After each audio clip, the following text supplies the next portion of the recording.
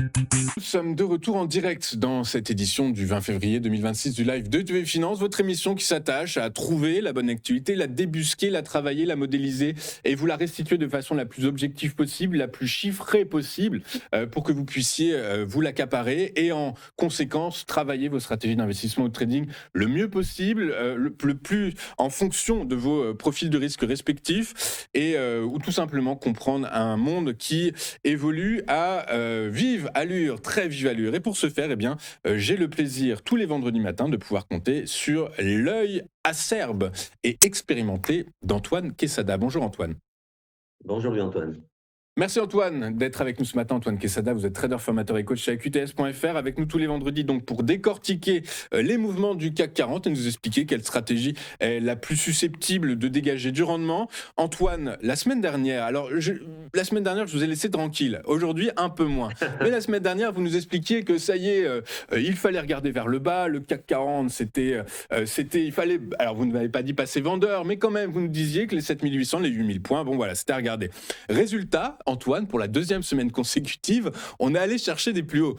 Résultat, que conseillez-vous vous de faire alors que les marchés vont être fébriles aujourd'hui? Ce que j'entends, fébrile à cause du bruit géopolitique, fébrile parce que on est en attente d'y voir plus clair concernant la conjoncture économique mondiale, l'évolution de la croissance américaine cet après-midi pour le T4 nous donnera peut-être un peu plus d'éléments d'analyse. De l'autre côté, et surtout en Europe, on a des résultats d'entreprises qui sont quand même assez solides, même s'il y a de beaux gadins, comme on l'a vu. Donc, qu'est-ce que vous nous conseillez de faire aujourd'hui? Prendre du recul ou accompagner un mouvement qui est plutôt haussier, Antoine? Alors vous m'avez devancé Louis-Antoine, parce que j'aime bien revenir sur ce que je dis et quand ça fonctionne, c'est très bien, et parfois ça ne fonctionne pas. Alors, vous avez parlé de Yasser, et effectivement, j'allais vous dire, ça fait 2 semaines que je vous dis attention, prudence, on devrait retracer. Je n'ai jamais préconisé de la vente à découvert, jamais. Comme je le dis, ça n'est pas faisable.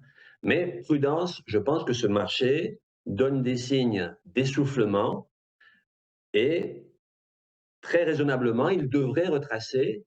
Je le pense toujours, mais effectivement, vous avez totalement raison. Comment envisager de la baisse alors qu'on fait des plus hauts historiques régulièrement? Bon, de quelques points, il est vrai. Sur une zone de résistance, il est vrai. Hein, résistance, vous avez ici la grande oblique haussière qui, normalement, une oblique haussière n'est pas une résistance en soi, sauf qu'on la cogne, on vient de la cogner encore ce matin. On a fait un nouveau plus haut historique encore là, il y a une demi-heure, on a fait du 8447 points. Et c'est là le paradoxe où ce marché, moi, me déconcerte un peu, je dois vous l'avouer.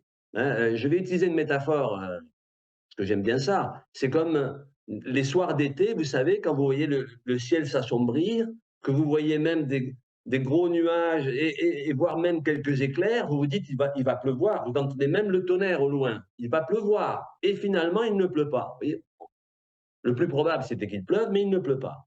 Et ça vous arrive à plusieurs reprises, à plusieurs soirées. Donc, vous finissez par sortir sans votre parapluie et vous dites non, mais ça va. Il me fait croire qu'il va pleuvoir, mais il ne pleut pas finalement. Jusqu'au jour où, alors je ne suis pas en train de jouer avec la boule de cristal. Et c'est vrai que ce marché est très inconfortable à mes yeux, parce qu'en fait, on a eu à plusieurs reprises, et c'est ce qui a motivé mon sentiment de prudence, on a eu à plusieurs reprises des figures chartistes comme des avalements baissiers, par exemple, qui au final ne se sont pas avérés donner grand-chose à la baisse. On a eu à plusieurs reprises euh, une résistance qui a été tapée avec un marteau inversé ou une étoile filante, et là aussi, que nenni, rien ne se passe, si ce n'est effectivement des nouveaux plus hauts. Alors j'ai peur, je crains, enfin je ne sais pas, que ce marché ne soit en train de nous endormir quelque peu. Et vous l'avez signalé, il y a des événements géopolitiques qui sont latents et qui peuvent mal tourner. Cela dit, moi, je ne joue jamais la boule de cristal ni quoi que ce soit. Je dis simplement que ce marché, il n'a jamais donné un signe de retournement. D'ailleurs, la tendance, vous voyez ici, elle est clairement haussière, il n'y a rien à dire. Elle n'a jamais cessé de l'être depuis des mois, voire même des années. Mais on se cogne régulièrement la tête et on redescend un petit peu et puis finalement on remonte un petit peu. Et psychologiquement, on se dit mais la tendance est belle et elle est belle en soi. Sauf que ce marché, il m'inquiète un petit peu. Ça me paraît, ça fait 4 fois qu'on tape cette oblique haussière. Ça fait à plusieurs reprises que l'on a des figures, comme je viens de vous le dire, qui nous disaient que ça devait retracer. Retracer, encore une fois, ce n'est pas un retournement de tendance. D'ailleurs, il serait beaucoup plus sain de revenir sur du 8000 points, qui est à peu près l'objectif qu'on pouvait envisager, enfin que je pouvais envisager pour redonner de l'élan à ce marché. Or, il continue à progresser sans élan. Vous voyez. Alors, très bien, tendance est haussière et en aucun cas il faut la vendre à découvert, ça c'est clair. Mais je continue à dire prudence. Prudence, ça ne veut pas dire barrez-vous, mais prudence, ce marché, je pense qu'il peut nous faire peur sans nous prévenir, en fait. Il nous a prévenus et il n'a pas tenu ses promesses, prévenu d'un petit danger, et peut-être que le danger viendra sans nous prévenir. Et c'est pour ça que je dis, si vous avez acheté déjà depuis pas mal de temps, ben écoutez, prenez vos bénéfices. En tout cas, moi, c'est ce que je ferais si j'avais été un investisseur de long terme, ce que je ne suis pas, puisque moi, je ne fais que du day trading, en fait. Hein, c'est des opérations qui durent quelques minutes. Mais voilà. Cela dit, je ne suis pas devin et le marché peut très bien continuer à monter à l'infini et c'est la réalité. Seul le marché a raison, comme les traders ont tendance à dire. C'est une grande réalité. Donc, bref, je continue à penser qu'il faut être prudent. Il continue à monter très bien, mais de façon pas foudroyante non plus. Donc, prudence.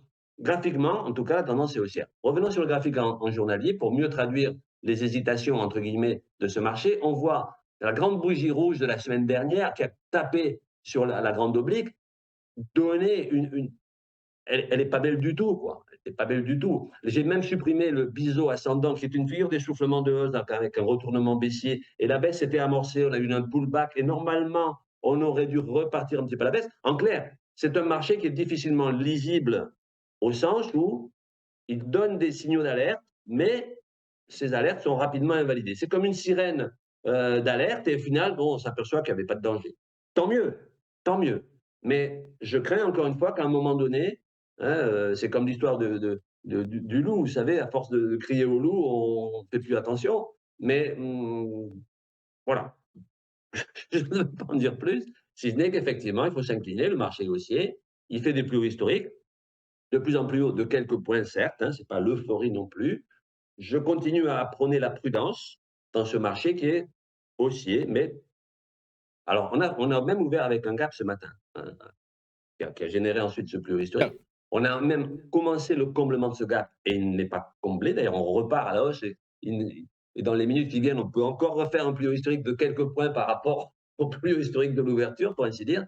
Donc moi, j'invite tout de même à la prudence. Les phénomènes géopolitiques sont là et c'est vrai que les humains et les marchés se sont habitués à ne plus avoir peur de rien, en quelque sorte. Hein. On est un peu anesthésié.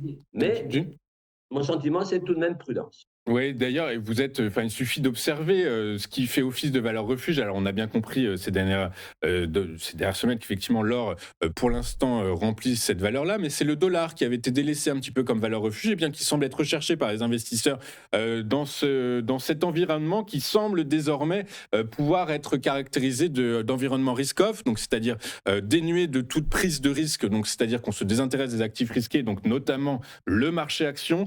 Donc voilà, hein, le VIX également, qui recule un peu ce matin, mais qui reste quand même dans une zone de fébrilité, qui marque une fébrilité de la part des investisseurs. Donc il y a quand même un faisceau d'indices qui nous laisse supposer qu'effectivement l'environnement est plutôt de nature à inciter les investisseurs, les opérateurs à la prudence. L'évolution du baril de Brent et du WTI également laisse supposer que d'un point de vue géopolitique, il y a quand même quelque chose de très grave qui se trame au Moyen-Orient. Je rappelle que Trump a donné 10 à 15 jours à l'Iran pour accéder au déshydratat des négociateurs américains dans le cadre des pourparlers qui ont lieu actuellement à Genève, ou qui ont lieu actuellement cette année à Genève. Donc voilà, un environnement sclérosable, sclérosé, face auquel il faut se montrer prudent. Mais le CAC 40, pour l'instant, tire plus parti de la microéconomie, en fait. C'est les résultats d'entreprise plutôt bons, plutôt solides, qui permettent d'aller chercher ces plus hauts historiques. Mais comme vous le dites, une fois que la saison sera terminée, de nouveau, la politique monétaire sera de nouveau dans l'œil des investisseurs, les éventuels changements à la tête de la Banque Centrale Européenne. Alors, c'était un sujet hyper intéressant hier, cette nuit. Alors, c'est très très important, j'ai pas eu le temps d'en parler dans mes actus, mais je le passe maintenant. Christine Lagarde, alors ça, c'est à prendre ou à laisser, hein, mais Christine Lagarde, dans une interview au Wall Street Journal, a dit qu'elle irait jusqu'au bout de son mandat et que après son mandat, elle a indiqué que eh bien, la présidence du Forum économique mondial était une option qu'elle envisageait après son départ de la Banque centrale. Vous le savez, il faut jamais accorder trop de crédibilité à ce genre de propos. Globalement, c'est comme Donald Trump quand il dit qu'il laisse 10 à 15 jours à l'Iran pour négocier. On sait très bien qu'il peut très bien appuyer sur le bouton dès ce soir. Christine Lagarde, c'est la même chose. Elle peut très bien poser sa démission dès la semaine prochaine et, et se montrer candidate à l'élection présidentielle en France. Donc en vrai, tout est à voilà, prudence, objectivité, prise de recul et surtout absence de risque. La prudence et l'absence de risque. En clair, il y a du tonnerre, il y a des éclairs. Prenez quand même le parapluie, même si depuis une semaine, il ne pleut pas. Voilà, c'est mon Exactement. sentiment. Exactement. Bah écoutez, un temps très tropical, et donc face auquel effectivement, il est de bon ton d'avoir quelques options à disposition. Merci beaucoup Antoine d'avoir été avec nous ce matin. Antoine Quesada, vous êtes trader, formateur et coach chez AQTS.fr, avec nous tous les vendredis matins pour bien nous expliquer comment travailler l'indice phare parisien et essayer de nous aiguiller, nous guider dans nos stratégies d'investissement et de trading. À très bientôt Antoine. Faites une excellente journée. Nous de notre côté, on marque une courte page de publicité et on se retrouve pour la suite. On se retrouve. Ensuite, avec David Furcage qui eh bien, va nous expliquer et va comparer les 12 premiers mois à la Maison-Blanche des différents présidents, qu'ils soient américains, qu'ils soient conservateurs ou démocrates.